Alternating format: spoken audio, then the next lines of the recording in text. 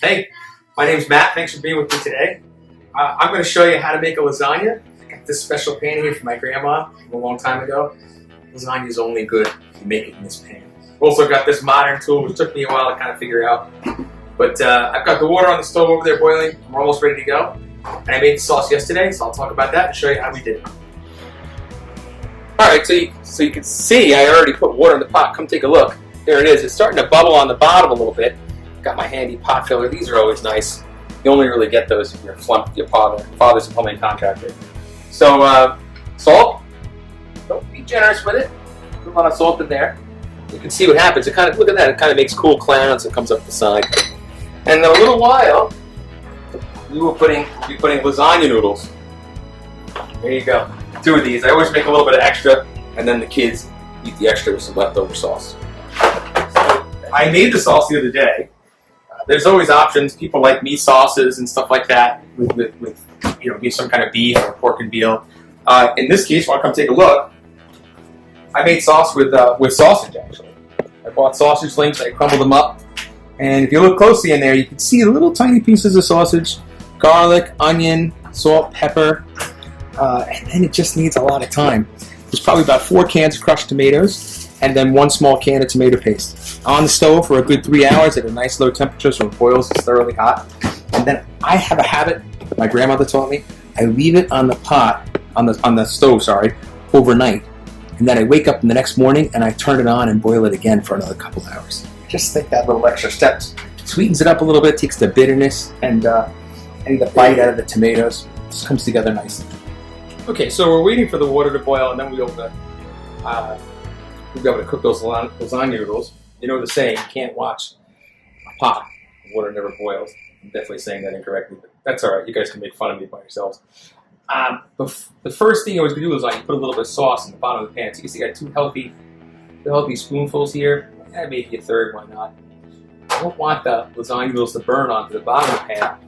So then you just take the pan and you do this with it. Get the sauce to run around and sort of coat the bottom. Let's see what happens here. It's pretty good. This is bad. And another little trick, which my grandmother taught me. Here you go, extra virgin olive oil. Cute little bottle here. It's got a nice little spout, makes it really convenient. So if you watch what I'm going to do, I'm going to run alongside the pan like this, and then just put a little line of olive oil all the way around the edge. I'm doing that so that the noodles won't stick. I do like to taste that olive oil in parts, like on those edge noodles. Some people really like that. You know what I'm looking at too? I see a little bit of a blank spot here. Put a little bit more sauce there. That's it. And then we're going to have to wait for that water to boil, and then we'll cook those lasagna noodles, and then we'll start cooking our lasagna together. Okay, there's one other thing I can do while I'm waiting for that water to boil. That is get ready for my ricotta layer. People have all different ideas about how you should make a lasagna, and I have a layer of noodles, and I have a layer of sauce, and a layer of cheese, and I have a layer of meat, and there's all these different opinions. This is sort of an ode to my Aunt Anne. My grandma DeMarinis, my Aunt Anne, her sister, used to talk about this. So the middle layer of my lasagna, or her lasagna, is going to have this thing here. You can see it. Big layer of ricotta cheese. So put the ricotta cheese out. The other thing I'm going to need to do is add some eggs. So I'll put a little egg in here. And that'll help it sort of stay together while it's baking. Otherwise it'll get too runny and sort of mush around. And one other thing I like to do, I like to add some cheese to this, and I like to add some salt and pepper. So let me go get those things and get right back to you. Okay, so I got a couple more things here. I add a little bit of Parmigiano Reggiano to the ricotta cheese. It's like a salty, creamy taste. It's just somehow get those 2 things together. It's pretty neat. Actually, I have another piece here that I already opened, so we'll use that one first. And what I'm going to do now is just grate this right into here. Here you go. If you zoom in closer, you can take a look and see it all coming out like that. There you go. All right, so you don't have to watch me grate all this. We'll be back in a minute when I'm done. Okay. Alright, so I think we got a good amount in there. You want to take a close look at that? You can. You can see about how much I did. I can't say that I measured it. I don't know, maybe that's half a cup. Maybe that's 3/4 of a cup. I'm not sure. Ideally, I'm going to put fresh basil leaves in here. These are dried basil leaves. I like something green in here. Not too many of these because when they're dried, they're stronger. But I really like to use fresh parsley. But this is a coronavirus lasagna. Right, and I had to go to the store during this time, and honestly, I was so nervous I forgot to buy it when I was there. I'm going to put some fresh pepper, grind that into it. A good amount. Remember, there's a lot of cheese here. Okay. And I think, you know what? I think that's going to be good. Actually, I think it's time to mix this up, so we'll do that. Here we go, and get this nice mixture. This will be like creamy and salty and just be really good in the middle of the lasagna. You can see there. It might have been a smart idea to beat the eggs ahead of time, but I don't worry too much about that. I'm going to give this a really good mix anyway. So there you are. That's what it should look like when you're done. You can see it. It's pretty smooth. It doesn't have to be perfectly smooth, but just those eggs completely incorporated. Like there's no spots of yellow or anything like that. And you can see that the basil leaves and the pepper flakes are like evenly spread around. And that's good. Now the next thing I'm going to have to do, really, hold on one second. I'll get this for you. I'll show you. I need to grate the mozzarella. And rather than use this, which would take a really long time, I want to use this wonderful tool. One of these things. This is pretty good. So I'm going to do that next. Alright, so let's give this thing a go. I don't use this very often, so I was just going to remind myself how I did it. So here we go. I cut this lasagna open. And, lasagna. Getting ahead of myself. Just the mozzarella. This one was frozen, actually, so it's kind of hard, but it'll work. I have to push this down. Now, this isn't going to work quite because this little thing here needs to push down into this channel. It's like a safety mechanism. So I'm going to have to cut this in half and see how that goes here. It's frozen, so it's definitely being difficult. There's no doubt about that.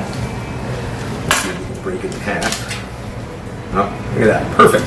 Okay, in you go. And here we are. Let's see what happens. Pulse, maybe?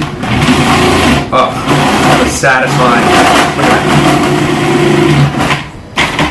Just, it would have taken me much longer. It would have taken me like 20 minutes. And then my arm would have hurt. Alright, let's see what happens now. Here we go. Perfect. Alright, and then we got another one, just in case. If I have a little extra mozzarella when it's left over, it's not really the end of the world because my kids definitely eat it. There's no doubt about it. Shredded mozzarella, I put it on that pasta for lunch. And they're very happy about that. I'm going to cut this one in half too. Luckily, this one's not frozen. I don't know how one of them ended up in the freezer and one didn't, but this is just what happens. It's the chaos of life. You just forget where things go. Let's put this in here. Here we go again. Shred a little more. Oh, look at that. Perfect. And our last piece right here. This is going to be more mozzarella than I really need, but it's okay. Ah, perfect. And if you come in close, you can take a look and see this nice cheese in here. Look at this. It's like this very satisfying. See them all like that? Oh, they're beautiful. See how they shred out nicely? Why not? Not bad. I'm going to throw a little in my mixture over here. Why not? It won't hurt it. It's mozzarella. Oh, it's good. It's so good. Alright, we're just about ready. If we go over and look at that water, who knows? Oh, so look at that. It is boiling. That's a nice boil. They call that a rolling boil usually. So I'm going to put these lasagnas in. What's it say on the box here? Usually Barilla says something like al dente, 8 minutes or something. But what do they recommend here? We'll see. Oh, it looks like about, oh, here it is. 8 minutes, 8 to 9 minutes. So here we go, take these lasagna noodles. You can see them, they're nice and rigid now. Put them in, all of a sudden they soften right up. And remember the salt in that water, the salt water will impart saltiness into the noodles, which makes everybody happy. Here we go. All right, so we're just going to give that, turn the heat back up a little bit, give that a little bit of time.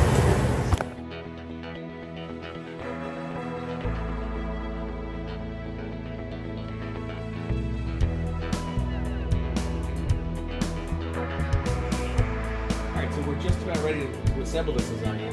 I have a little preference. I take the noodles out from the water and clean them, not all the way. Actually, a little bit of water and starch the water draws in the sauce. I think it's the sauce. You can see the noodles here. Not that big of a baby. It's hot. This is here. Cut a few noodles to get this to work. Let's get one more big one. Here we go. And that's it. Next thing I'm going to do, I'm going to cut a few of them in half. I'll put one here, here, and here. And then that'll be our first layer.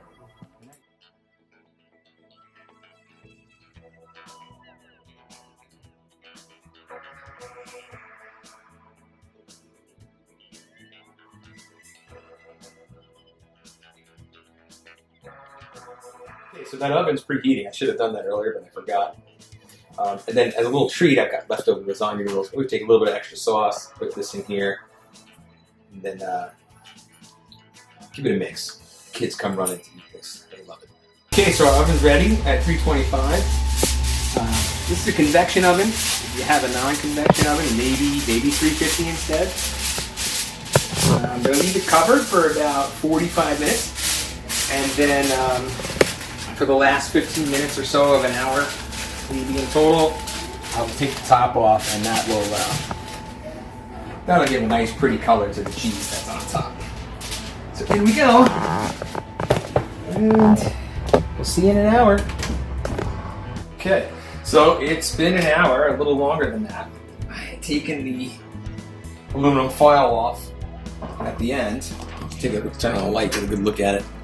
You can see nice the way the edges are, and you know it's sort of done when you start to see it bubbling along the side, which it was doing in the oven for about 10 minutes, 15 minutes. It's nice and thoroughly hot inside. I'm going to let this sit on the counter for a good hour at least. That'll allow it to set up.